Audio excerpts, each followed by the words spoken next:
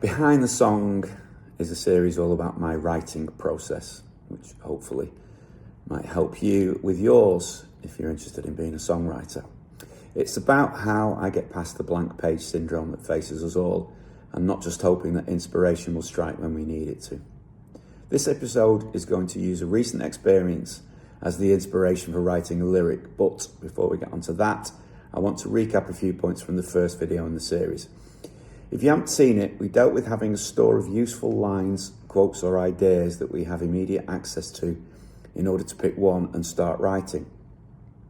The song was You've Got to Go, and the lines I'd written in my phone were, "The trouble with running from your troubles is that wherever you run to, there you are. And whatever it is that you're running from, man, you never get far." Which I like because I think, yeah, that's a great way of saying you can never run away from yourself. In other words, what if your troubles are of your own making, or at least what if you aren't dealing with them? Now that brings me nicely onto one of the things that has always stayed with me from a great book I read. In fact, I probably read it about 4 or 5 times when I was writing my first album. And the book was called Murphy's Laws of Songwriting by Ralph Murphy. I'll try to put a link to that in the comments if you're interested. Anyway, Ralph maintains that a lyric should never whine or preach, and if you are venturing into whining or preaching territory, you should temper it with humour. So the trouble with saying the trouble with something is that it's in danger of being judgmental and therefore preachy. So that's one reason we can't use it as a chorus, because if it's repeated several times, then that's exactly what it'll sound like. Far better to use it as a bridge, where it can be used as an explanation or, as is the case here, an alternative point of view. The chorus usually wants to be a chant, so think, "Born in the USA," or an exhortation, "Let's have a party, get up to get down," so whatever. The verses therefore want to be what leads us to either conclusion. Now, if our bridge is effectively saying maybe you should either look at yourself as being the source of your troubles, or maybe you should stay and face up to them instead of running away, it stands to reason that our verses and choruses should be the exact opposite of that. So each verse describes what troubles might be encountered in various life situations. I chose home, work, and relationship, as the aim is to write about situations people will recognise and relate to. And the chorus counsels that you should get out of there if they're getting you down. Now, you'll doubtless be thinking we're encroaching into another of Ralph's no-go territories here and whining about things that some folk would be grateful to have at all. Not everybody is lucky enough to have a house, a job, someone to share it with, and I'm moaning about it. So this is where humour comes in to alleviate that. So verse 1 is, someone parked in your space, potholes overflowing in the rain, neighbour on the left thinks he's a drummer, you wish you were deaf or back in Spain. So they're obviously trivial problems, but the last line pokes fun at it. Clearly no one would wish a serious sensory affliction on themselves, but most of us can relate to wishing we were back on holiday. Verse 2 continues in the same vein. Coffee machine is broken, computer's on the blink again, boss thinks you're the original headache, you think she's the source of all your pain. So again, we have really trivial problems, but the humour lies in the boss most likely being right. You're obviously moaning about things not working, which happens all the time with technology, and then blaming her for things she has no control over. Meanwhile, the chorus, which functions both as a chant and an exhortation, is advising you to get out of there. You've got to go. You've got to go. Everybody knows when it gets on top, you've got to go. And there's another thing about the chorus, the classic everybody says, when in fact the only people that share the same jaundiced perspective would actually say that. The third verse dispenses with humour and hints at what one of the narrator's main problems might be, the inability to communicate properly. So sleeping on the edge of nowhere, strangers in the same old bed, and every single conversation filled with words you wish you'd never said. And that perhaps truly reveals what the bridge is saying.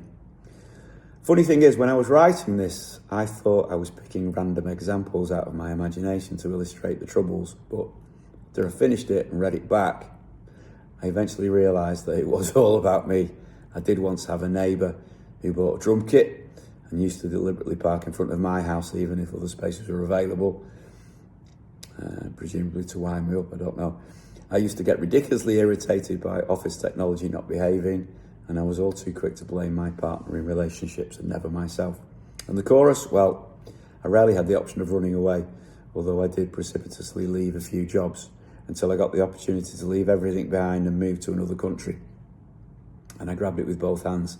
I thought I could reinvent myself using only the positive aspects of my personality. However, I realised exactly what this song says. My self-destructive impulses had travelled with me.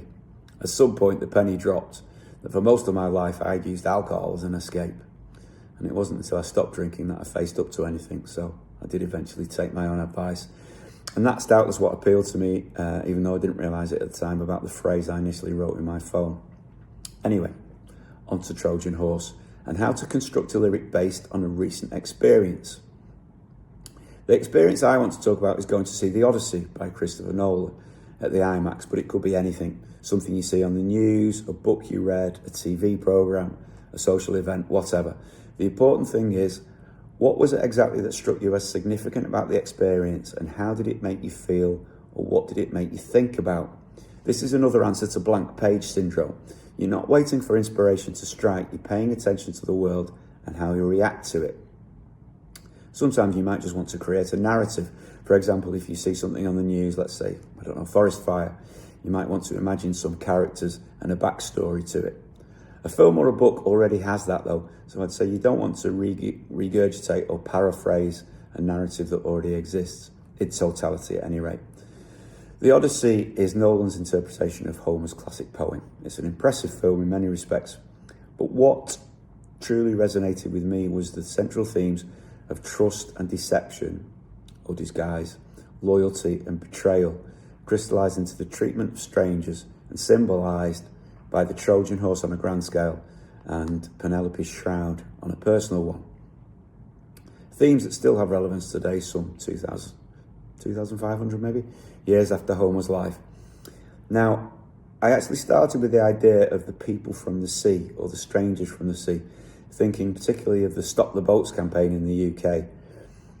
But Ralph's advice about not preaching prevented me from using that as my focal point.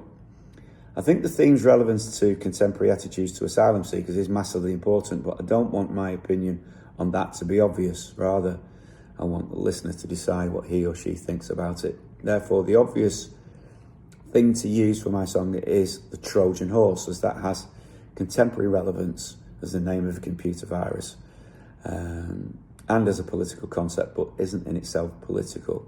And also, horses has appeared in several lyrics. Wild Horses by the Stones, Horse with No Name, a couple I can think of off the top of my head. So it's already an acceptable thing to have horse in a lyric. My idea initially was to have Trojan Horse as a chant and a pre-chorus to explain its relevance. Now, I don't want to retell the story of Odysseus, but I do need to use aspects of it for my verses, as I need a narrative to hang the chorus of Trojan Horse on. So, first I isolated the elements of the story I could use, as I wanted to avoid any of the fantastical elements like the sea monster or the Cyclops, for example, as that would root it too firmly in the existing myth. So I had 20 years away from home, or trying to get home, winning a war, but that being the start of trials and tribulations, his wife perpetually weaving a shroud in his absence, trials at sea, losing friends, trials on land as mistrust and hostility is encountered, having to take a disguise even to return home as hostility awaits there. And that's probably about it. That's probably all I need for my 3 verses. So I started writing as if I were telling the story. First verse: been trying to find my way home, 20 years I've been gone. Although we won the war, doesn't feel like winning anymore. We burnt a city to the ground. Now my wife weaves a shroud. She unravels every night as she awaits the morning light. And other than taking the been out of the opening line, so it became trying to find my way home, which just works better. The been is redundant really, and it doesn't help the triplet rhythm of the words. All that was fine. But before we move on to the pre-chorus and chorus, I just want to say a bit about the construction of those lines. One of the most important things about a lyric is to get as much information into as few words as you can. Economy is crucial. Therefore, you have someone trying to get home after 20 years away. Who is it? Why is he trying to get home? He's won a war, or what's he been doing? Well, he's won a war by burning a city to the ground, but it was seen that victory is Pyrrhic, and meanwhile his wife is weaving a shroud that she unravels every night before anticipating the daybreak to start again. None of this is explained, but it's driven forward by being unresolved and set to that triplet rhythm. Da-da-da, da-da-da, da-da-da, da-da-da. This is really important when you're writing. Make sure you speak the words out loud so that stresses fall naturally in the right place. If you can't say it, you won't be able to sing it naturally. Noel Gallagher's brilliant at this, for example. Think of Wonderwall. Today is going to be the day that they throw it all back to you. Da, da, da, da, da, da, da, da, da, da, da, da, da, da, da, da. The rhythm of the words is just as important as their meaning, and it will be really helpful to you when you come to setting it to a melody if the natural rhythm and cadence is already there. Then there's the rhyme scheme. I've used rhyming couplets which help to drive the narrative on, but in keeping with the uncertain or unresolved meaning, I've alternated perfect rhymes with imperfect ones. Home, gone, there's your imperfect rhyme. War, more, that's perfect obviously. Ground, shroud, that's imperfect. Night, light, perfect. Perfect rhymes convey a sense of finality, which is the opposite of my objective here, so hence the contrast with the imperfect ones. Right, onto the pre-chorus, as we need something to explain why we're going to eventually chant Trojan Horse. I suppose from a military perspective, you might want to exalt it as it resulted in a victory. But I wanted to explore the idea of the Trojan horse as a metaphor for deception and betrayal of trust. So I came up with this. It was a perfect gift that hid an iron fist. It had a flawless skin containing death within. So note how the rhythm of the words has changed to emphasize the final word of each line, which will help with the melody when we come to that, because you're going to want a different melody, presumably, for your pre-chorus. And in fact, when I spoke it out loud, I found that pentameter worked even better, i.e. 5 syllables per line. So it became, was the perfect gift, hid an iron fist, and so on, had a flawless skin, concealed death within. I changed concealed for contained. Contained might also work there, but I prefer the vowel movement, as Keith Richards might say, of the E in concealed, concealed death within, similar to the within. And I also like the idea of this word association between conceal and skin, because you put concealer on skin, don't you? So I went with that, but no reason why contained might also work. At the time, I thought that led nicely to my chorus of Trojan horse, Trojan horse, Trojan. I've not got a melody at this point, but Trojan horse, I thought would be a good chant for the chorus. More on that in a bit. Meanwhile, I had 2 more verses to write, which could now be more definitive as I've established what the subject matter is. This is what I came up with. Verse 2. All the men I have lost have me counting the cost of the years spent at sea with the gods testing me. And the land was the same, every harbour of shame was the price that we paid for the trust we betrayed. And verse 3. And I find myself now still wondering how I must take a disguise, hide myself from their eyes. Don't they know that it's we who are the strangers from the sea, as they shout from the shores, you're not welcome anymore. So you can see I've adopted a perfect rhyme scheme now, and I've said everything I set out to say. In my early days, I'd have been so pleased with myself for finishing a lyric that would have been that, and I'd have probably sat down at the piano and carried on, but something told me I was missing a trick somehow, although perhaps I realised that when I sat down at the piano. But what was it? When I sang it, it built to the chorus okay, but I was essentially doing the same thing 3 times. And I didn't have any great ideas for a musical riff or a solo section, so I needed something else to make it more interesting and to hold your attention better as the song progressed. So what about adding a bridge to explain a bit more about how the Trojan horse actually functions in the narrative, as I presuppose familiarity with that so far, and maybe that's a mistake.